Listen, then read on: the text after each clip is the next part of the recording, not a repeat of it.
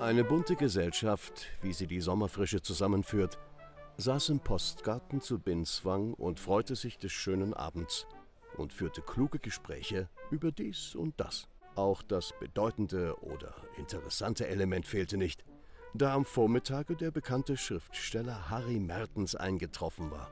Woher nehmen Sie Ihre Stoffe?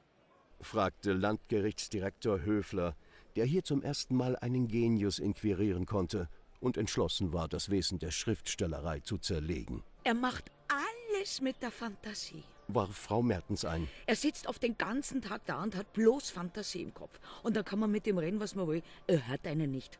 Das wäre also ein passiv empfangender Vorgang, der zeitlich dem aktiv Gestaltenden vorausgeht. Ich denke, ist mir furchtbar interessant. Sagte Frau Kommerzienrat Distelkamp. Wie so eine Dichtung entsteht. Das muss zu spannend sein. Was hat man da nun eigentlich für ein Gefühl dabei? Tja, sagte der Dichter. Das kann ich Ihnen ganz genau sagen, was wir da für ein Gefühl haben. Warf wiederum Frau Mertens ein. Zuerst, wenn wir anfangen, ist es sehr nett, weil man sich darauf freut. Und dann in der Mitte wird's traurig, weil es oft nicht geht. Aber dann, wenn es heraus ist, sind wir wieder froh. Oh, ich kann mir das sehr gut vorstellen. Meinte Frau Distelkamp. Zuerst und dann...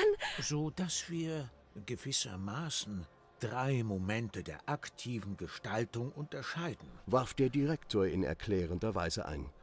Der von Hoffnungen getragene Beginn, das behinderte Werden und die Erleichterung der Vollendung. Ja, ich bin immer erleichtert, wenn er es heraus hat. Denn Sie glauben nicht, was man als Frau dabei aussteht.